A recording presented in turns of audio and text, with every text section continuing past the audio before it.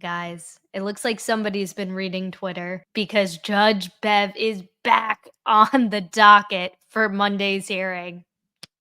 Hello, hello, hello, and welcome to Alexasrewm, where we are not lawyers, we are not medical professionals, we are not law enforcement, we are just people who have opinions about all things going on in the true crime community, including what the heck is going on with the Karen Reed trial. So yesterday, we reported that the Honorable Judge Beverly Cannone was in fact not listed on the docket for Monday's hearing, but that news has since been debunked, or rather, it was true at the time that we reported it, but has since been updated because now she has been added back on to the docket as the judge for 2 p.m. on Monday, July 22nd, for the Karen Reed hearing. So it's still listed as a trial assignment conference, which we kind of talked about a little bit in yesterday's video. If you didn't check that one out, I actually go through the defense's response to the Commonwealth's opposition to, in addition to this, but it's also listed under civil. So I wonder if she's going to, in fact, address the fact that all of this has been going on back and forth pretty much since she declared a mistrial earlier this month, or if they're going to use this hearing to essentially check in with the Commonwealth, see what they want to do. I mean, I just don't see the point in that until this matter is resolved, until she makes a decision on whether or not the defense is going to get a shot at digging deeper, and maybe even potentially proving their case with an evidentiary hearing or just something. Are we going to get next steps? Is this hearing or trial assignment conference going to be to set a date for that potential hearing? I just don't know. I feel like the questions continue, but let me know what you guys think, because yesterday, and again, if you missed my video from yesterday, this was what was originally reported. This comes in from True Crime Gal, that Katie Rayburn was listed as the judge on the docket for Karen's July 22nd hearing, so on Monday. And this got a lot of people excited because she has a pretty interesting career. She was the former Bristol County ADA. She was nominated to Superior Court in May 2022, so she's been there for a minute.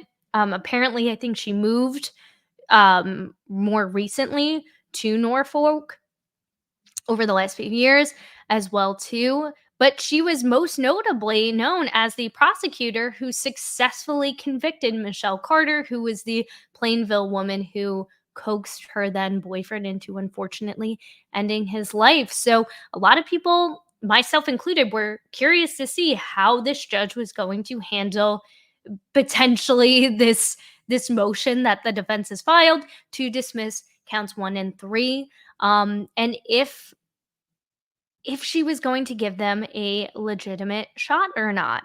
But now we'll never know, because that point is mute, because Bev is back on the docket. And again, I don't know. I don't know what's going to happen. There's a whole lot that's going to be going down on Monday. So as news continues to develop, we will report it here. But like, how did this happen? Was it a blip on the Massachusetts government website? Do these things happen all the time? Is this the first time that Bev has switched things around? And I wanted to share this article that was just recently published, I think today, from Turtle Boy, because obviously he's the best source for this stuff. But Auntie Bev is apparently the regional administrative justice in Norfolk Superior Court, meaning that she gets to actually decide where and when a judge gets to sit. So this may have been like, this was probably less of a strategic move and just more of, hey, I know this case better than any of y'all. I've been the judge sitting on this case. So it makes sense. But I also think it's kind of ironic that a different judge was listed on the docket the same day that the defense responds to the opposition to the Commonwealth. I mean, that's just my speculation, brain ringing, but I really don't think it was anything deeper than she was probably just getting her stuff in order, going through, everybody's caseload and seeing, okay, what is the best place to put who and when and where. And as you can see, Katie Rayburn is back up at Criminal One. She'll be in the main courtroom, whereas Bev is going to be in courtroom, it looks like 20, and it's listed under civil. So last July, she actually bumped a different judge, Judge Daniel O'Shea, from the main courtroom when he was assigned to the case. And Turtle Boy thinks she will again. So she's gonna bump whoever is initially assigned. Now, I don't know if she handles the initial assignments and then she goes in and she's like, no, no, no, no, no. Like this person needs to go here. I need to go here, and so needs to go here. I don't know how that works. If there's any judges in the audience or anybody who works inside a courthouse who has that know, let me know. Please comment in the comment section below because I would love to know how that exactly works. But I mean, he says she loves the spotlight too much. This is all his opinion and is clearly personally invested in the case. And I do have to agree. I mean, she obviously knows it better than probably Katie Rayburn. However, because a lot of the issues that were initially filed in the motion to dismiss have to do with juror confusion and not feeling comfortable expressing that they declared counts 1 and 3 as not guilty verdicts. I don't know. Does that raise issues for Judge Bev? Now, I know I've commented in the past, like, can she be called a witness?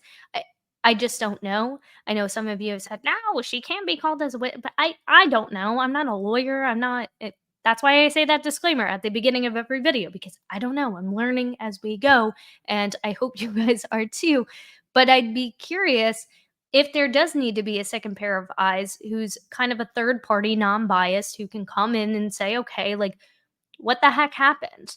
And do we need to dig deeper into this? And hopefully she does the right thing. Some people I know have said her hand is kind of forced. She doesn't have a choice. Other people are saying it's Bev and she's going to do what she always does and just look the other way, right? Look the other way and continue pushing forward as normal. And I have to kind of agree. The cynic in me believes that she isn't going to take this under consideration like she should. At least give the defense an opportunity to dig deeper and to potentially call these jurors in to swear under oath and sign, get them to all sign affidavits and not just bring in these intermediary parties or these informants, but actually come from the horse's mouth itself. Because yes, all of you people saying it's hearsay, it is, everything's hearsay until you get it signed by an affidavit, but until you hear it from the horse's mouth. However, I don't believe that these attorneys, these high power attorneys, would risk their career signing an affidavit if they didn't at least believe that there was something to this. And at the very least, with all the other shenanigans that you let Lally just get away with during the trial, can you say inverted video much? At the very least, throw a dog a bone.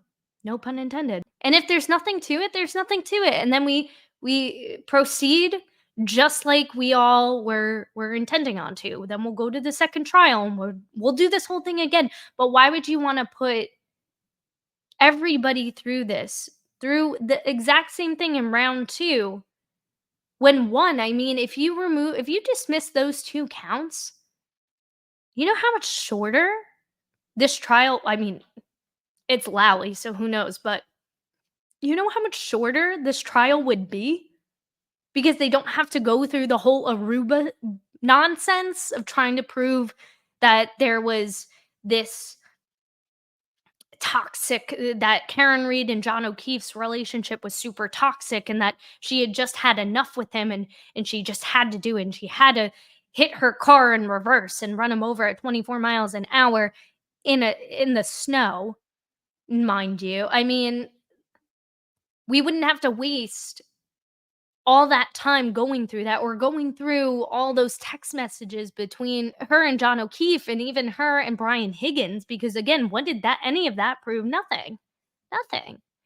That would eliminate so much just nonsense testimony and it would move things, it would just make honestly, it would probably help the Commonwealth a lot because one, they shouldn't have ever indicted her on that murder 2 charge because it makes no freaking sense. And I don't know if the solution is bringing in another judge to help the situation. Fine, judge, fine, Bev, you want to still be the main judge on this case? That's fine. But then do the right thing and let the defense do what they need to do to put the best case forward for their client. And don't show your bias. Don't show your bias. Do the right thing. It's not that hard. And what if anything, I feel like it could kind of benefit the Commonwealth as well too, because I think they would be able to prevent a stronger case. Not that it's a strong case to begin with, but I think they would have a much stronger case if they were only trying to prove or only had to prove beyond a reasonable doubt that count to charge. But let me know what you guys think. Before we hop off this video, I have a couple more things to share. But apparently, Kate Peter, Little Miss Mass Hall Mafia, is going to be joined by Trooper Michael Proctor on YouTube this weekend for an AMA. And I have to agree with Meredith. I feel like this can't be real life. I mean, there's no way. I mean, but then again, you know how many people would tune into that? I mean, if that talk about not that she's gonna interview him, I mean, what kind of questions would she even ask? You know she's not gonna hit him with any hard hitting. And what are you to gain? Are you gonna try and sympathize with him? Because I feel like everybody on both sides, like that's our common ground of like you're a despicable human being. So maybe this is like the time where we all unite. But is Kate Peter going to be the one to do that? That no, no, right? But if this is true, and this is the only thing that she's tweeted out since then, I mean, you have people like Jessica Machado, even Grant wants to tune in. Everybody does. And I have to, I mean, I'm so torn because I want to. Very fake news. I mean, I don't know. Is she hyping it up? I don't know. But I'm torn because if she does do an AMA, I mean, do I tune in? Let me know if you guys want me to. Are you gonna tune in? I'm assuming it's gonna be a live. Well, yeah, it's an AMA, so it's gonna be a live stream. Is it gonna be moderated?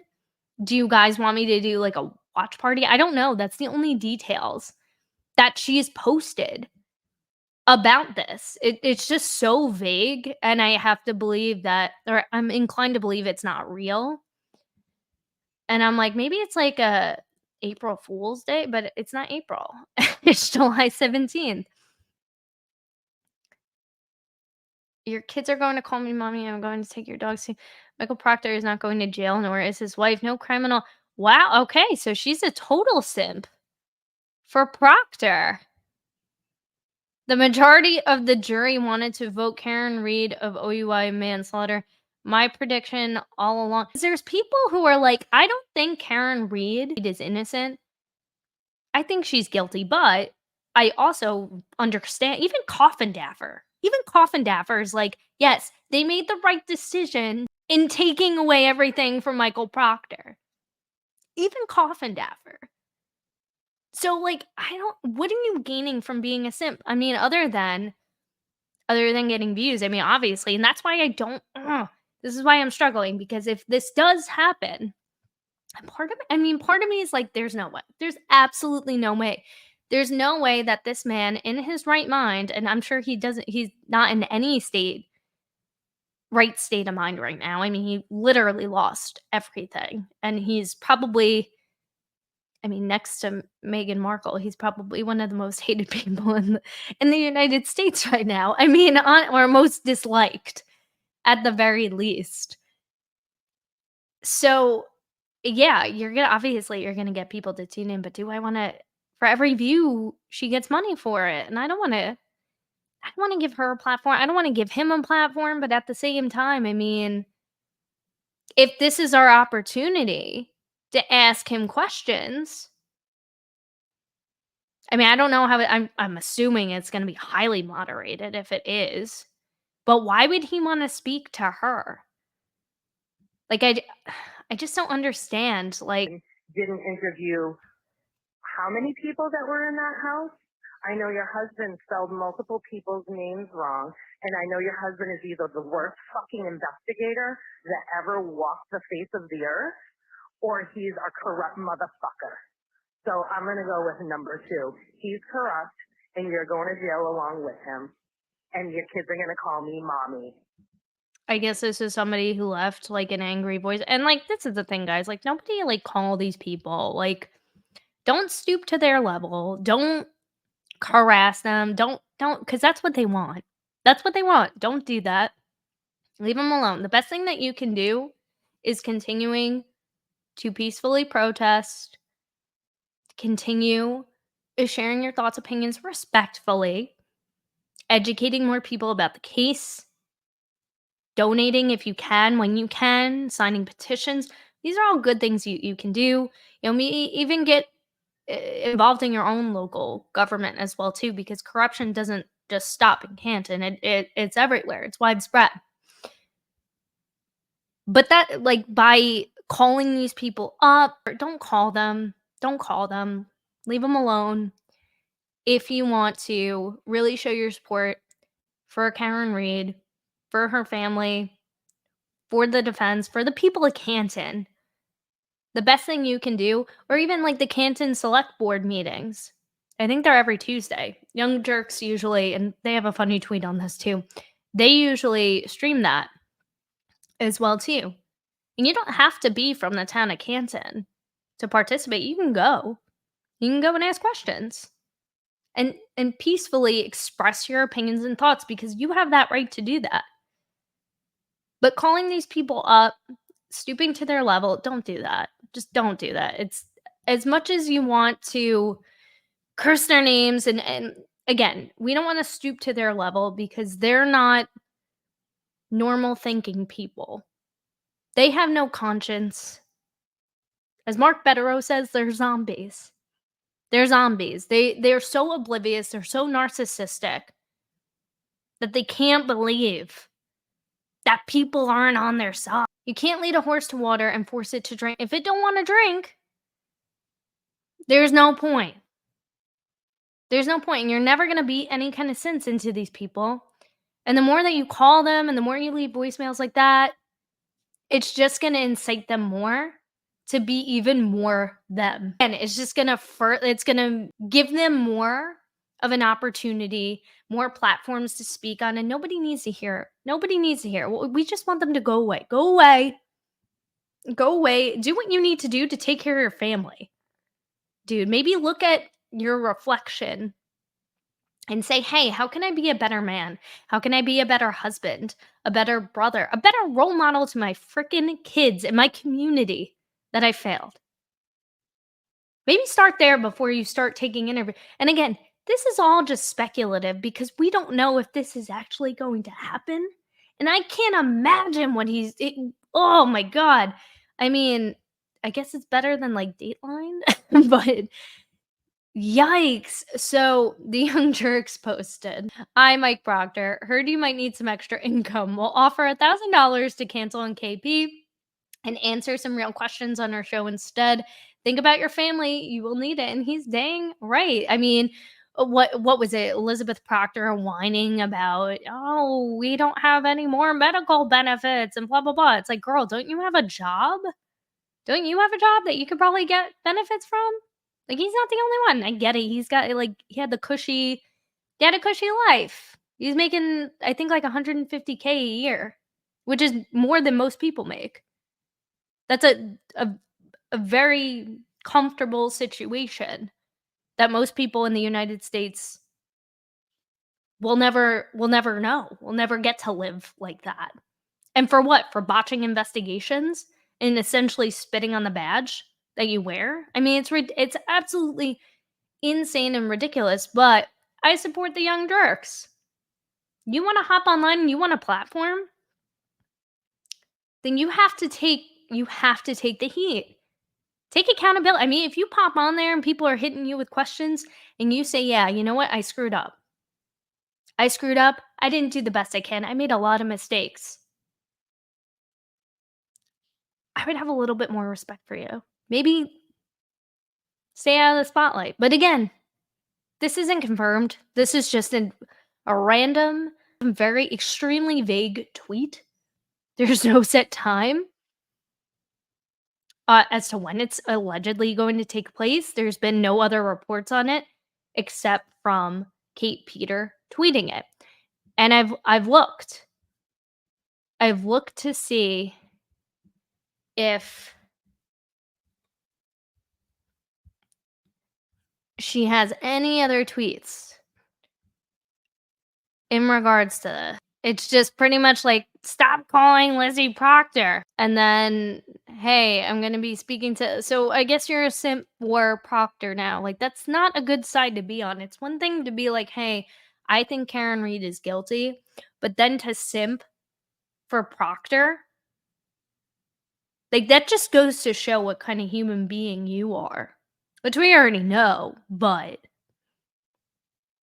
I mean, well, like, welcome to the shit show. Welcome. Welcome. And with that being said, if you guys like today's video, I know this was more of a ranty video than what I usually do. There just wasn't, in terms of, there's a ton of news, but in regards to the Karen Reed case, I know we had a long one yesterday. I'll link that in the description below as well too if you didn't check that out. Like I said, I go through the defense's response to the Commonwealth's objection to their motion to dismiss counts 1 and 3. So definitely check that out. But we also have tons of news. I mean, there's updates in the Hannah Gutierrez Reed case as well too. Her attorney, Jason Bowles, he has filed a motion, the Brady violation that happened in the Alec Baldwin case. We'll go into that in a different video.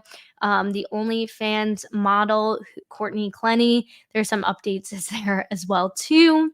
There's also some updates in regards to the Ashley Benefield case, which is going to be kickstarting that trial next week, which we will be following. I'm going to do more of like a kind of like, here's what we know so far. For any of you who aren't familiar with that case, that was the Florida ballerina who in, I believe it was 2020, had shot her then husband Douglas Benefield and claimed it was in self-defense. So they just had their pre-trial hearing the other day. A couple of interesting things came out of that one. So I will have kind of like a deep dive-ish video. It'll be a longer one out to you later this week. But that being said, if you like today's video, make sure you hit that subscribe button. Make sure you hit the notification bell so you never miss another video from me. Make sure you hit that like button because, again, that just teaches the YouTube algorithm that this is newsworthy news. And before I leave, I just wanted to say very quickly, oh my freaking gosh. Thank you guys so much for 503 subscribers. Holy smokes. I did not expect to hit this milestone in this short amount of time. You guys have been absolutely amazing. I know I'm still going through a ton of comments from this last video that hit just a little bit above 14,000 views. I mean, that is just absolutely insane. 117 comments. So please leave your thoughts, opinions. Keep it always respectful, though. Please, in the comment section below, I always invite opposing opinions as long as you keep it nice and respectful. I'm always happy to open my mind up to some healthy discussions as well too, but I could not create this content without you guys. And let's hit our next milestone of 1,000 subscribers. Can we do it? Can we do it? Thank you so much for watching, and I will see you in the next one.